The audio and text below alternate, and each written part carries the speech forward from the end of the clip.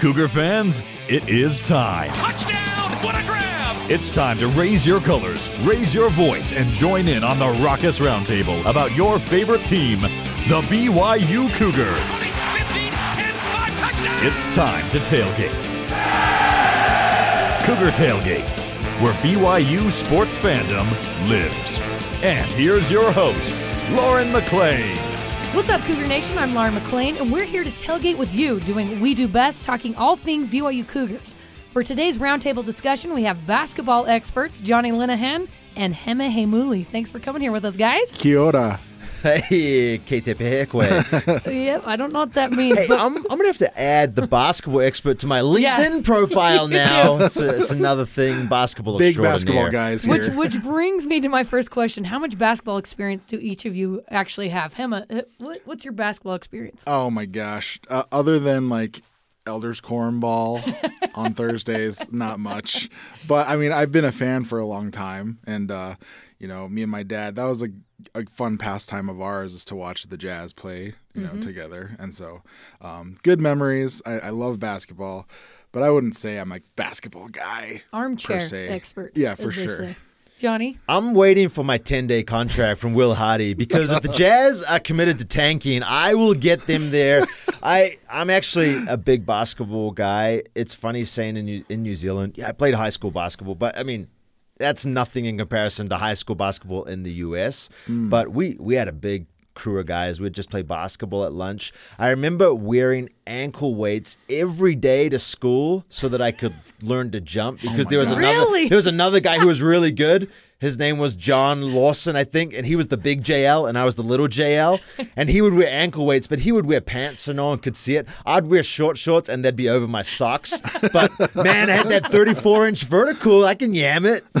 Yeah, how did those work out for you, those ankle weights? So I'm still waiting for them to show up with the calves, but I feel like the more dad years I put on my body, the bigger my calves will get. Because have you noticed every 45-year-old dad that's never worked out has giant calf muscles? The New Balance shoes really bring out the calves. They must be. Yeah. Maybe Heel, that's slight heel So there. Kawhi brings out the calves in the New Balance. I don't know. Maybe that's his marketing pitch. But I've been a big Jazz fan for as long as I can remember. We came to the States in the end of 2005 and beginning 2006. I just turned 15. That's going to age me now.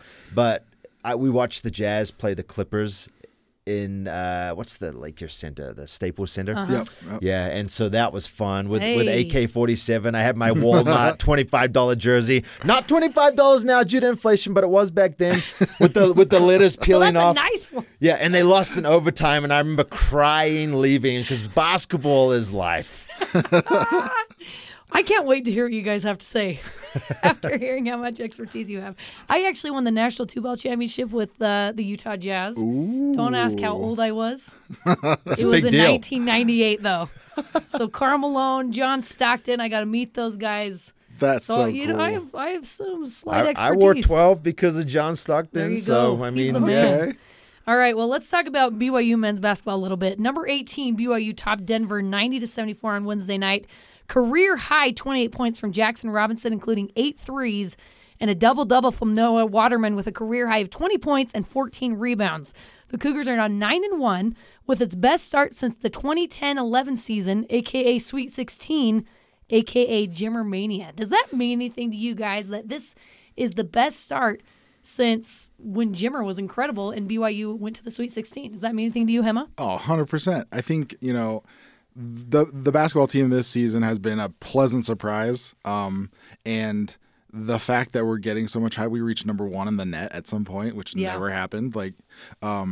It's the hype is there, and it feels a little reminiscent of the Jimmer era for sure. Yeah. You think, I personally think I don't know when the ride's going to end. I'm going to enjoy it until it gets there. Absolutely. Do you think it's a big deal, Jonny? the ride has ended. We lost to Utah. Season's over. Winners spring ball. Burn it down. Spring Cancel athletics. So we'll go to the women's basketball games from now. Oh, but they lost to Utah too. What? Yep. No, it's fun. I think the difference, though, granted, I was actually on my mission for Jimmer Mania, so I had no idea who Jimmer was until I came back and watched the highlights and was like, man, I missed that. And then I'd see him in the weight room and be like, I don't know you. I've actually never seen you play, but you're a legend, dude. So I'm still fanboy. But the difference is this year, like, you don't really have a gymmer. Maybe Jackson's stepping into that role when he's on, but you have a group of dudes that work really well together and are playing some phenomenal ball together. When they're on, they're on. And so let's enjoy the ride. They'll lose more games, but I think they can win some crucial ones and hopefully make a big run. Yeah, and BYU TV had Jimmer on their pre- and post-game show last night, which was awesome. And with Jimmer in attendance Wednesday night, it seems like Jackson Robinson attempted to do his best Jimmer, shooting 8 from 16 from 3. Not even Jimmer had a game with 8 threes. So that's pretty spectacular. Take that, Jimmer.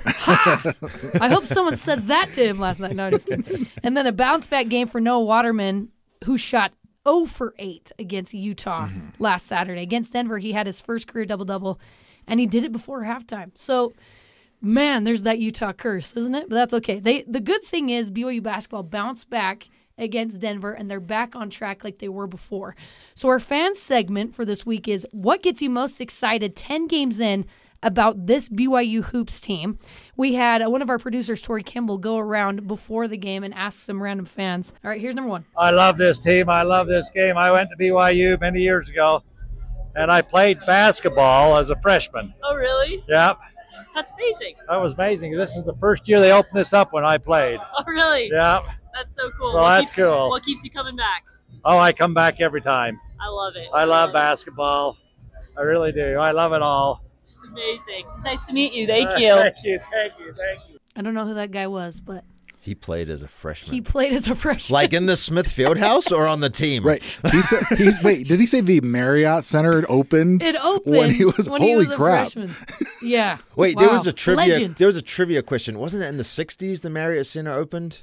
Probably. So how old did that make this guy? Well, we don't have to assume, but it would be probably close to 70 if that's right. Yeah.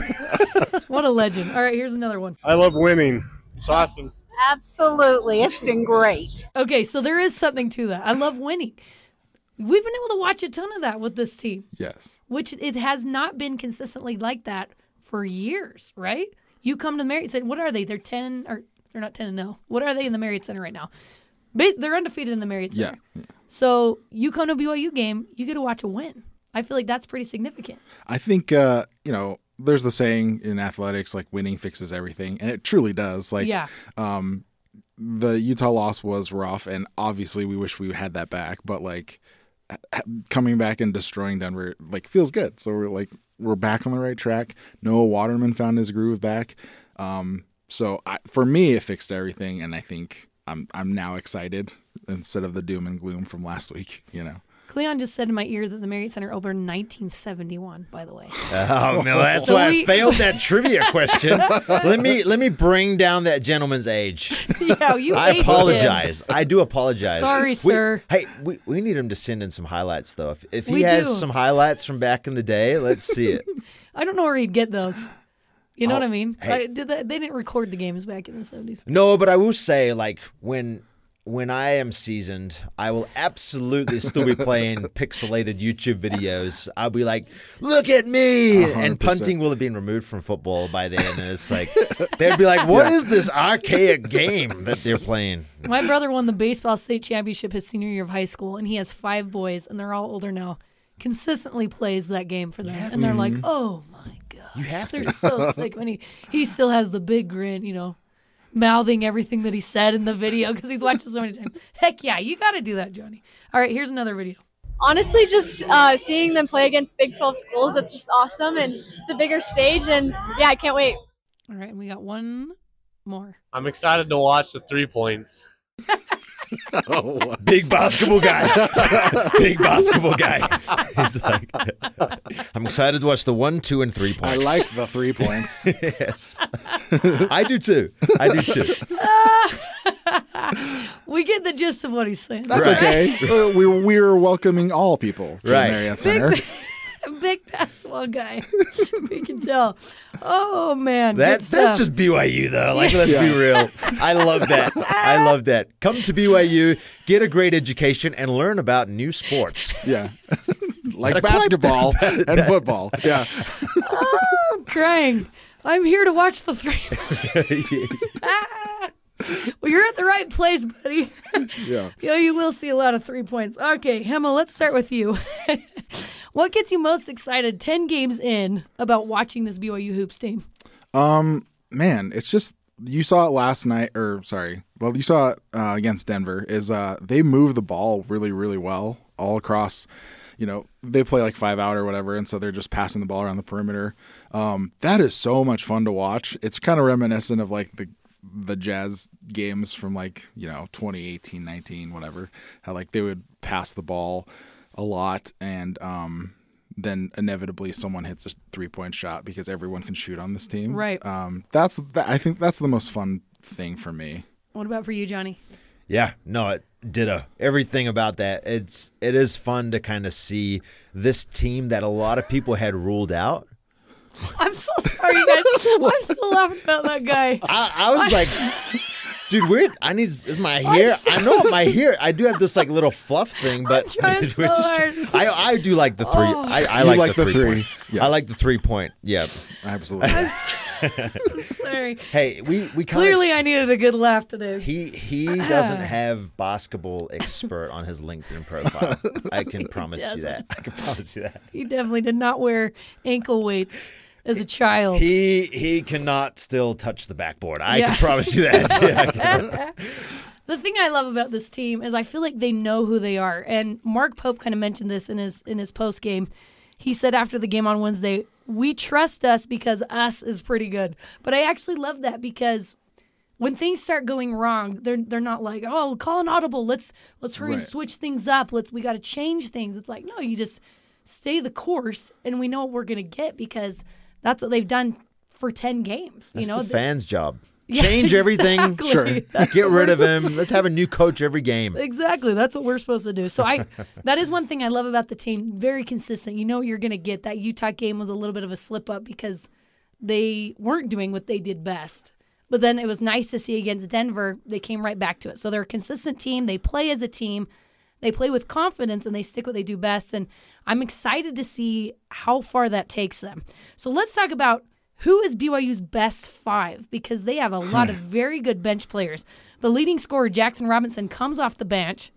So fans have wondered if he should be in the starting lineup and why he isn't already. The regular starting 5 without Foose are Dallin Hall, Spencer Johnson, Trevin Nell, Noah Waterman, and Ali Khalifa. So Dallin Hall has been averaging 9 points per game, 3 rebounds per game, 4 assists per game. BYU's best 3-point shooter, and obviously he's the ball handler. Old man Johnson, one of the oldest players in college basketball, Spencer Johnson, very balanced stat line, 12 points per game, 5.7 boards per game, and 4.6 assists per game. So you got to have Spencer Johnson right. Then you have Trevin Nell. Has shot over 40% from 3 and has been a great sharpshooter for the Cougars so far. Noah Waterman's improvement from last year has been fantastic. Had an amazing game against Denver. Ali Khalifa, a.k.a. the Egyptian magician, has opened up the offense since the Vegas showdown. He sees the court very, very well. I think he's been a great addition to the team. But then you got BYU's leading scorer is the first guy off the bench, Jackson Robinson, averaging 17 points per game, while only playing 23 minutes per game. He's also shooting 43% from 3 this year. You got Richie Saunders, who's been a great guy off the bench, and then Atiki. So who should be the starting 5, Hema, in your opinion? Should it change? I honestly don't think it should change. I think it doesn't matter who's starting because, he's like you said, he's still Jackson Robinson, right? Is still playing 23 minutes a game. Yeah. And he's still scoring at a high clip. So, I mean, if it ain't broke, why would you fix it? Yeah. I think the distribution of like the shots and like the points game to game vary slightly. Obviously, Jackson Robinson is one of the more consistent. So is Spencer Johnson.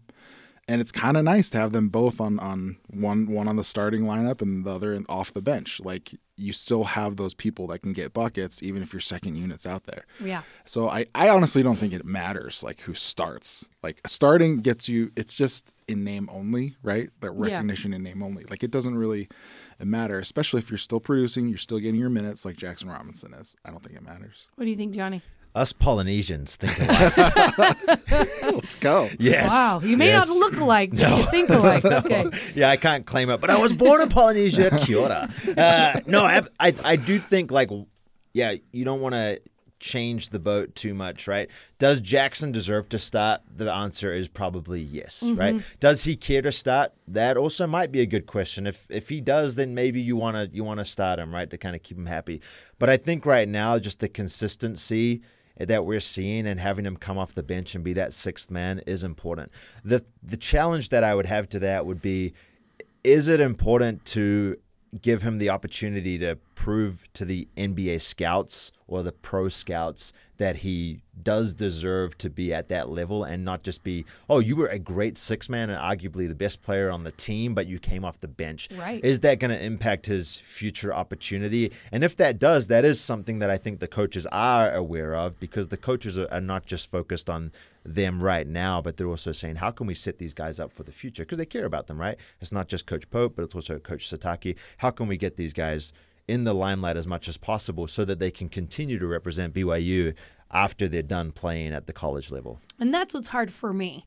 That's what really is hard for me. I think he's a phenomenal player. Can he make it the next level? That's extremely hard to do with basketball specifically. But I mean, I don't know. He's a senior and he's the best scorer on the team. In my opinion, I think he needs to start. And I don't know.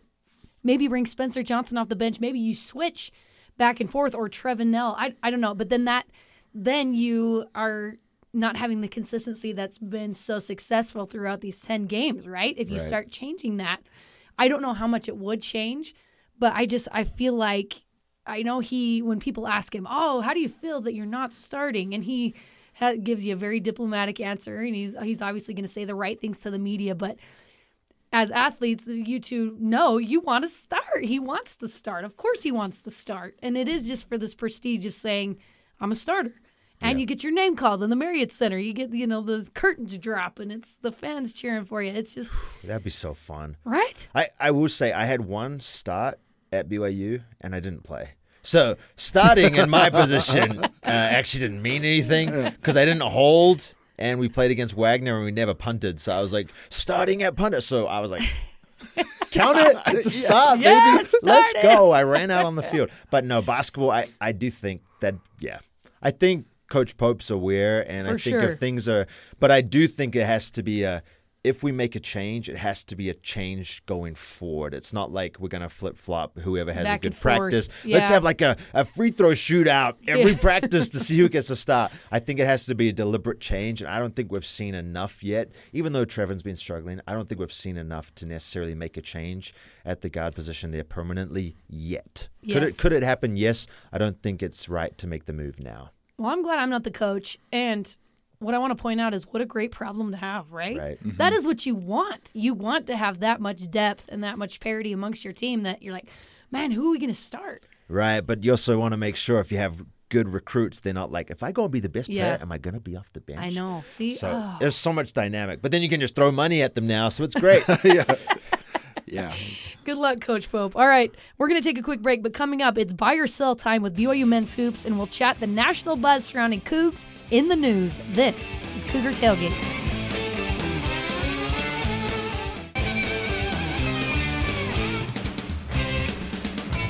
Welcome back to Cougar Tailgate. I'm Lauren McLean. Here with me is Jonny Linehan and Hema. It's time for buy and sell with the BYU men's basketball team, starting with this. Jackson Robinson will make an all Big 12 team this season. He currently ranks 9th in scoring in the Big 12. He's also leading the Big 12 in three-point percentage. Are you buying it or selling it, Hema? Oh, I'm buying it. Give me all that delicious Jackson Robinson stock. You think he's going to be on an all Big 12 team? I think so. I mean, the way he's playing right now. Right. We'll the unknown is, can we compete in conference play for the entire season? Yeah. Which we've never had, difficult schedule like this. But I think I'm buying it right now. Okay. Well, I love it. Jonny, buy or sell? Yeah, I have to buy it right now.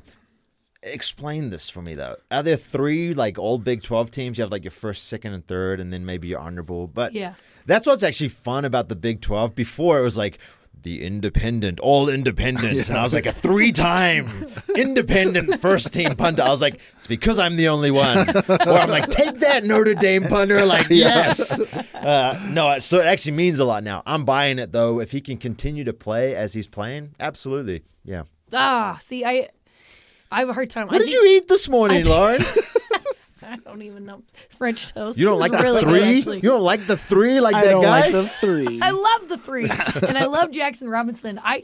So for context, the Big 12, they have 7 teams that have one loss or left. I think they're 11 with 2 or fewer losses, and then UCF has 3. That's almost the entire conference, by the way. That's basically on the delicious. exact same level as BYU right now. That's scary, scary, scary. That's some very, very good, talented players, the best in the country, and you're throwing Jackson Robinson in there. And I'm not saying maybe he is one of the best players in the country. I don't know. So that's why. Is it rude to sell? I'm sorry, Jackson. No, that's only until very smart. conference play. You know what I'm saying? Let's see how he does in his the conference. stock is high, you buy high and you sell low. Wait, that's what I do. You buy low and you sell high. Yeah, you're confusing me. All I know is I love Jackson Robinson, but I also know that there are some incredibly talented teams and players in the Big 12. So let's see kind of how BYU starts doing there. All right, number 2, Ali Khalifa should start even when Foose is healthy. He only has 2 turnovers on the season so far. He's currently averaging nearly 4 assists per game. He opens the offense up in a new way that forces the defense on their toes. So, Jonny, do you think he should start even when Foose is healthy? No, I'll sell this, but he's incredible. Yeah. Like 2 turnovers with some of the passes as well that he's getting his assists with. Those are Crazy. dimes. Yeah. Those Crazy. are He's amazing. dimes. He has such a great touch, but man, Foose, I think, offers that presence. BYU's been crashing the boards like I've never seen before this year. That's actually the only reason I think they were in the Utah game, because they were not shooting well at all, but they were crashing the boards. But I think like that's Foose's spot. I think when he comes back, it's his spot. But that's close now. It's big competition. Yeah. What do you think, Hema? Yeah, I'm selling it as well. I mean, I love Ali, but like, I just miss that physical down low presence. Yep. That you can throw it in there and get like an almost guaranteed bucket from someone physical down low. I think we just missed that, and it'd be nice for BYU to come out and punch a team in the mouth at the beginning with a guy like Foose, and then bring We the have a second guy unit that on. might do that. Too soon? Too soon? but like having Ali come off the bench and being able to distribute would be kind of nice. Have a change in pace for the 2 units. Oh, I love you, Tiki. Yeah, I'm gonna sell it too. Even for the eye test, Foose is a beast, man, and he's got hops. His wingspan is just incredible. I love watching him play, and he does kind of have a more intimidating presence. I think Ali Khalifa is a little more smooth in how he operates underneath. But I like that Foose is a force to be reckoned with. So I agree with you guys. I think it's his spot when he comes back. But it's how awesome. Again, what a great problem to have. Great That you're like, surprise. yes, He's been fantastic. awesome. All right, the next one is BYU finishes the season in the top 25. They're currently ranked 18th in the country. If they finish 500 in the Big 12, they'll probably be in the top 25. They're ranked 8th in Ken Palm and ranked 3rd in the net. Hema, what do you think? They're going to be ranked in the top 25 at the end of the season. Buy or sell? I'm gonna. Oh, that's a tough question. I'm gonna be positive. I'm gonna buy that. Okay. Because like I think there's something to be said with the way the team has faced adversity in this preseason, especially preseason ranking 13th, and now they're just they're killing it.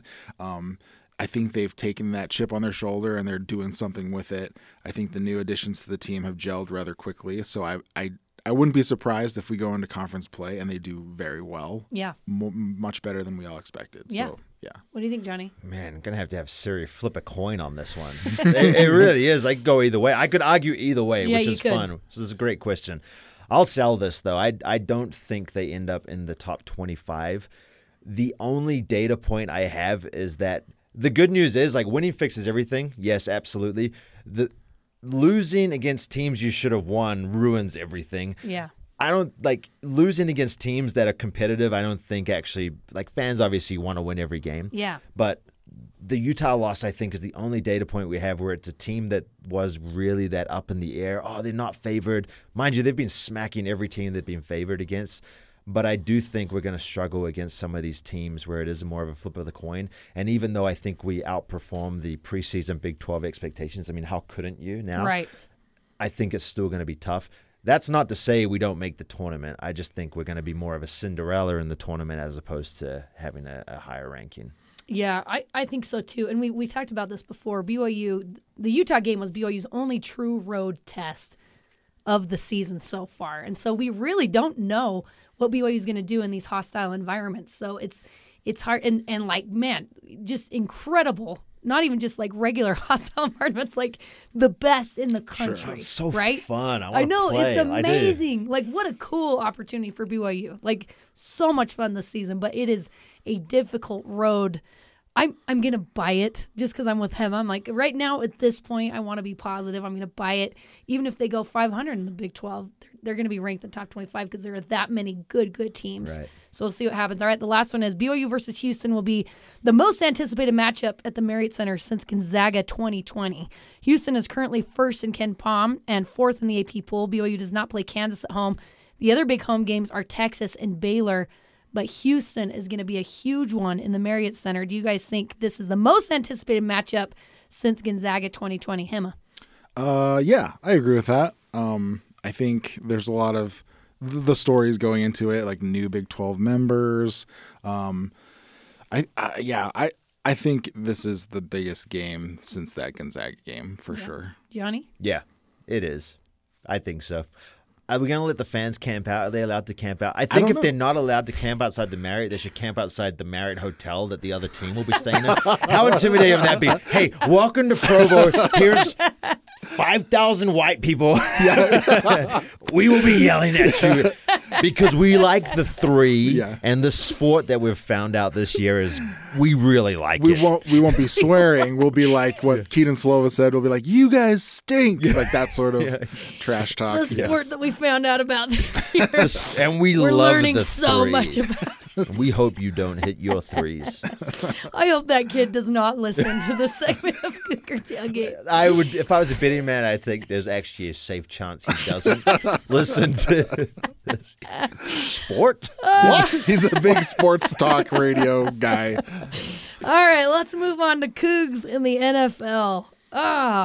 Number one, Zach Wilson throws for over 300 yards, 2 touchdowns, no interceptions against the Houston Texans after being benched for 3 weeks. There was controversy a couple weeks ago claiming that Zach Wilson was reluctant about being the starting quarterback. He came out with nothing to lose and looked phenomenal, and the Jets have a difficult matchup against the Dolphins on Sunday. We'll see if Zach can continue the positive trend. If Zach were to leave New York, Jonny, where would you like to see him go?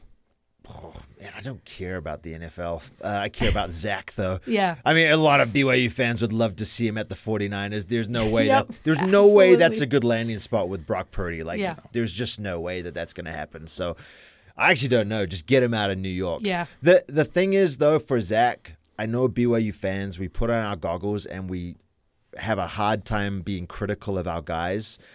Zach needs to continue to play like he played. We can't just be like, see, the Jets were overreacting. Yep. He needs to string it together and do it again. Now, he is in a really tough situation, but if he can continue to put back-to-back games, and again, it's not even like doing much. It's just doing more than the Jets think, right? Yes. Like, that first half was great for me. It was punt, punt, punt, punt, punt, punt, punt. I don't think that's ever happened before. And then he came out and lit it up third quarter, took him to a win, right?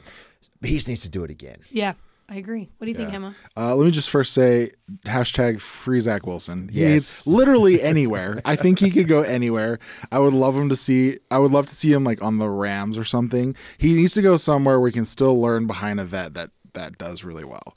And so I don't really care where he goes, but I do think he needs to get out of New York. Yeah. So Maybe the Giants? Oh, gosh. Yeah. Let's not have him go there. I'm with Jonny. It's so funny being on Twitter. Twitter is such a horrible and wonderful place, right? Probably more horrible than wonderful. Oh, it's horribly But beautiful. just even the overreactions of Jet fans and even the media about Zach Wilson, like, see, you guys were so worst rude fans to him. ever, by the way. You guys were Jets awful fans. to him. But I'm with Jonny where I'm like, well, let's see if he can keep this going. You know, like, let's see if it really was just the offensive line or a terrible offensive coordinator that wasn't calling plays for Zach Wilson. If he can be consistent with it for a few more games, then I'm going to be like, all right, yeah, get him out of there, get him in a better situation, and see what he can do. All right, number 2, Puka Nacua had another impressive game against the Ravens with 8 receptions, 84 yards, And it's not a fluke. Puka is currently 5th in receiving yards in the NFL. He has over 1,100 yards already and is projected to finish around 1,400 receiving yards.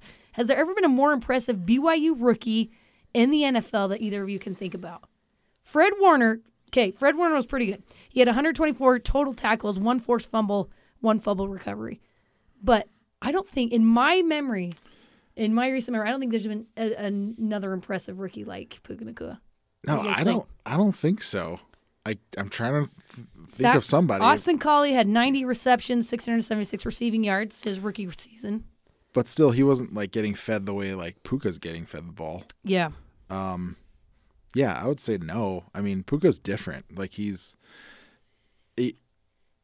all it took was just like a quarterback to trust him. Yep. And him to prove that he can catch everything. And that's all it really took. Mm-hmm. And now look at him. So I don't think there's been a... Was that Tyler Algier? Was that his first year last year? Or because I think Puka's been better, but yeah. I think Tyler had a phenomenal... He did. Yeah, phenomenal first year, if that was his first year. Tyler's was, 21 draft, I think is what he was. So it's been... Maybe he's ineligible. I'm trying to think because, I mean, similar to the guy liking the 3, I've only liked football for 10 years. So I don't know anything before that. Austin Collie, I know the name. Never saw him play. Yeah. But Puka's been amazing. And he's doing it without gloves in the know. rain. Like, to put it in context, so if true. you drop a football with gloves on, like, your hands don't work. Yeah. Like, those gloves are so sticky. Maybe he took them off in the rain, but, man, he's been so good. And such a humble kid. I love the Nakuas. And... man, what a great person, and you see great things happen to great people, but he's been put in a great situation, right? Yeah. And was kind of fortunate with Kupp being out, but being able to learn from somebody like Cooper Kupp, who's just a Hall of Fame receiver. Yeah. It's like, what a great spot for him to be in. And I think it's just incredible that we can even talk about these different rookies that have been standouts from BYU. These names like Zach Wilson, Tyler Algier, Puka Nacua, Fred Warner, they all had standout rookie seasons, and they all played for BYU recently. I think that's huge. That's got to be, come on, coaches. I know they're using that, right? They're using that as a bait to get some good recruits here. All right, you guys are incredible. Thank you for coming on with me today. That does it for us today. Thanks again to Jonny Linehan and Hema for coming on the show with me. Carter Bond and Tori Kimball helped produce this episode with senior producer Terry South. You can join the Cougar Tailgate wherever you get your podcasts, on Apple, TuneIn, Stitcher, Spotify, or on BYURadio.org. Cougar Tailgate is a production of BYU Radio.